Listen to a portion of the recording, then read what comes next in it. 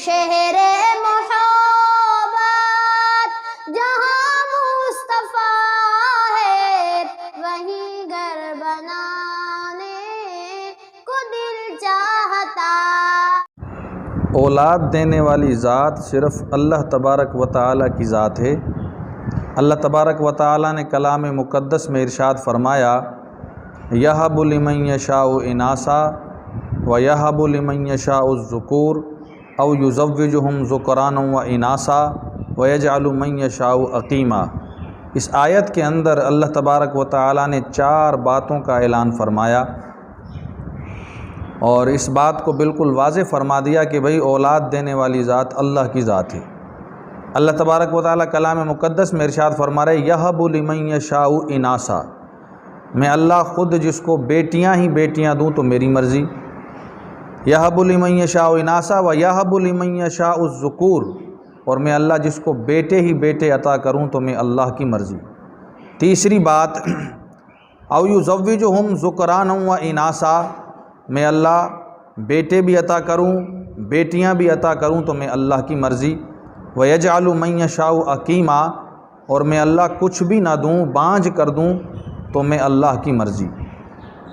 اللہ تبارک و تعالیٰ نے اس آیت کے اندر ان 4 باتوں کو واضح فرمایا کہ اللہ پاک کسی کو بیٹیاں ہی بیٹیاں عطا کریں تب بھی مرضی اللہ کی، اور کسی کو بیٹے ہی بیٹے عطا کریں بھی مرضی اللہ کی۔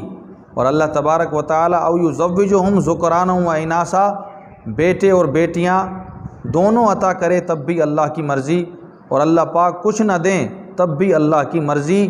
یہ معاملہ اللہ کے قبضہ قدرت میں ہے، اور ہمیں اس بات کا خوب جو ہے نا خیال کرنا چاہیے کہ جب ہم کسی کی بچی کو شادی کر کے گھر لاتے ہیں تو اگر اس کے یہاں اولاد نہیں ہوتی تو ہم کیا کرتے ہیں، اسے برا بھلا کہتے ہیں اور اسے باتیں سناتے ہیں کہ تو بانجھ ہے، اور جو ہے نا کوئی بچے کی پیدائش نہیں ہو رہی، اور تو کسی کام کی نہیں ہے، اور اسی طریقے سے کئی قسم کی باتیں، اور کسی کی بچی کو ٹھیس پہنچانا۔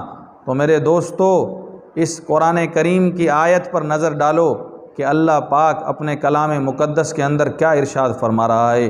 جو بچی کسی کی بیٹی ہے اور آپ کے گھر آئی ہے، اس کے اختیار میں کیا ہے؟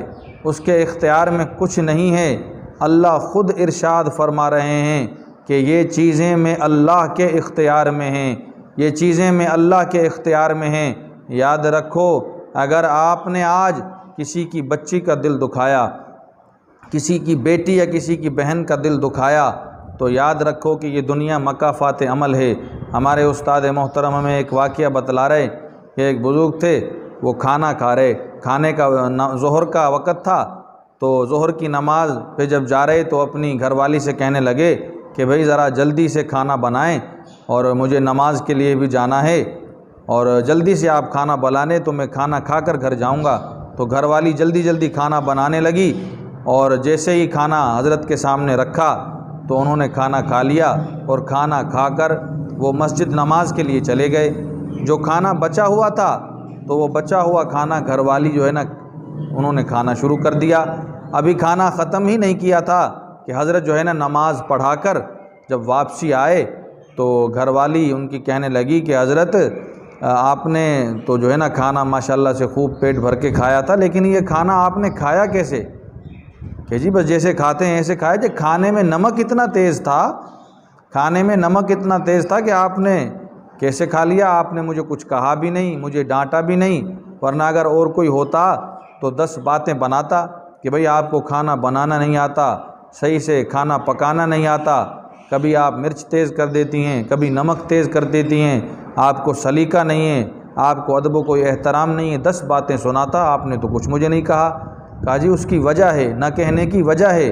کہا جی کیا وجہ ہے؟ کہا میری بھی گھر میں ایک بیٹی موجود ہے، اگر میں اس نمک کے تیز ہونے پر تجھے ڈانٹتا، تجھے آنکھیں دکھاتا تو بھی تو کسی کی بیٹی ہے، تجھے بھی تو ہم لائے ہیں۔ اگر میری بیٹی کل کسی کے گھر جائے گی، اس سے کوئی کمی کوتاہی ہوگی کہ جس طریقے سے میں تیرا ادب و احترام کر رہا ہوں، نمک کے تیز نہ ہونے پر تجھے کچھ نہ بولا، تو کل جب میں اس کی شادی کروں گا تو اللہ کی ذات سے امید ہے کہ اس کا خاوند بھی اسے کچھ نہ کہے گا، وہ بھی درگزری سے کام لے گا۔ دنیا مکافات عمل ہے، جیسا کرو گے ویسا بھرو گے۔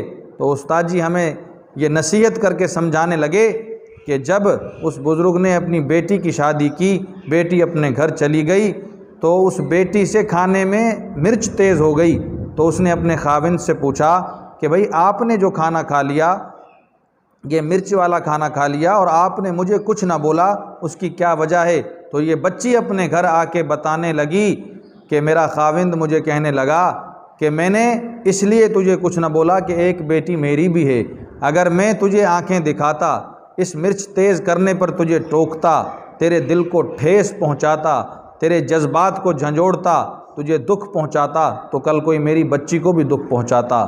آج کا جو ہمارا معاشرہ ہے، اگر کوئی بچی، کسی کی بچی کو ہم گھر لے آئیں، اس کو جو ہے نا بچے نہ ہوں اور بیٹے یا بیٹیاں نہ ہوں، وہ بانجھ ہو اور اللہ اسے کچھ دے نہ رہا ہو، تو ہم اس پہ ٹوکا ٹاکی کرتے ہیں، اسے برا سمجھتے ہیں، اجی اس سے کھانا نہ بنواؤ، اس کی گودی میں کسی کا بچہ نہ دو، اور یہ لڑکی ٹھیک نہیں ہے، طرح طرح کی باتیں بناتے ہیں، کسی کی بچی کے دل کو دکھاتے ہیں۔ یاد رکھو اللہ کی لاٹھی بے آواز ہے، اگر ہم آج کسی کی بچی کا دل دکھائیں گے، اگر آج ہم کسی کے جذبات سے کھیلیں گے، تو یاد رکھو دنیا مکافات عمل ہے، انسان جیسا کرے گا ویسا بھرے گا۔ اگر ہم زمین کے اندر کنکی کا دانہ ڈالیں گے دوستو، تو اس کے بدلے سرسوں نہیں ہوگی، کوئی اور کچھ پھل نہیں اگے گا، بلکہ اگر گندم زمین میں ڈالی جائے گی تو بدلہ گندم سے ملے گا۔ برائی کریں گے بدلہ برائی سے ملے گا، کسی کے دل کو دکھائیں گے، ٹھیس پہنچائیں گے تو بدلہ اسی انداز سے ملے گا۔ نیکی کا بدلہ نیکی اور بدی کا بدلہ بدی ہے۔ اللہ نے بھی اس بات کو بالکل واضح کر کے اعلان کر دیا، میرے بندو، جس کو بیٹیاں ہی بیٹیاں دوں تو میں اللہ کی مرضی، بیٹے ہی بیٹے دوں تو میں اللہ کی مرضی، میں رب العالمین بیٹے بھی دوں بیٹیاں بھی دوں تو میں اللہ کی مرضی۔ وَيَجْعَلُ مَن يَشَاءُ عَقِيمًا، میں اللہ بانجھ کر دوں کچھ نہ دوں تو بھی میں اللہ کی مرضی۔ اللہ تبارک و تعالی ہم سب کو اس پر عمل کرنے کی توفیق عطا فرمائے۔